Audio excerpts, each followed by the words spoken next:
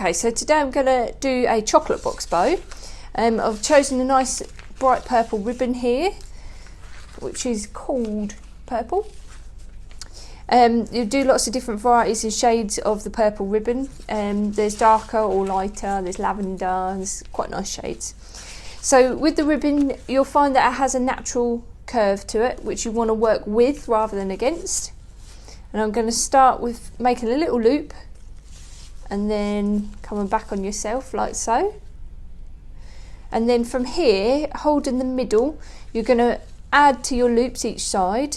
So that will be loop number 2, because you've already got one that side, so there's 2 there. And then that will be number 2. And then that will be 3 and 3. So you want to make sure each side is even. 4 and 4. 5 and 5. 6 and 6. 7 and 7. 8. 8. 9. 9. 10 and 10.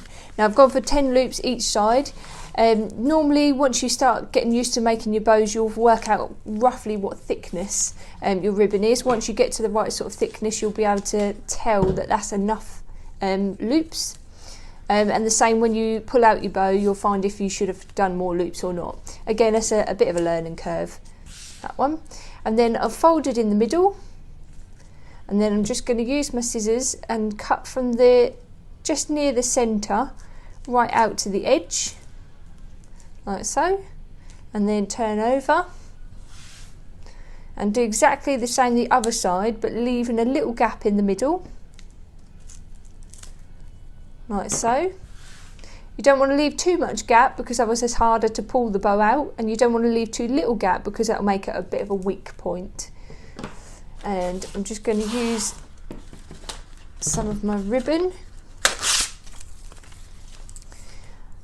as a tie, and I'm going to pop it straight in the middle there and pull it right to the bottom, just like that. And then I'm going to do a knot, and I'm going to double tie just to make sure it's nice and secure.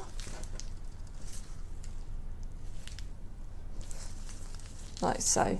Then you end up with 2 even sized loops either side, and then you'll start from one end and you want to take out the centre loop and twist towards the middle,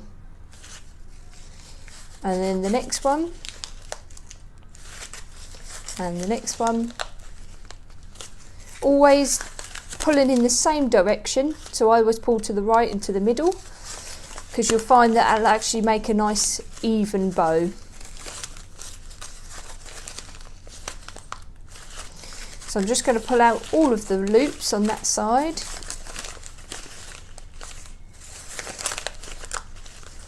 Like so. And then I'm going to start on the other side.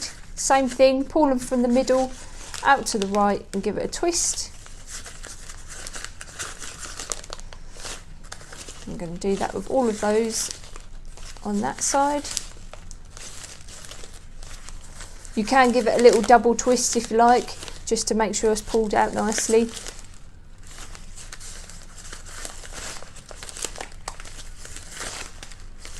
Like so. Now it's a little bit lopsided at the moment, so what you can do from here is I'm just going to hold the 2 little tails, and then I'm going to slot my finger into the end of the loops, and you can twist and pull to reposition your loops.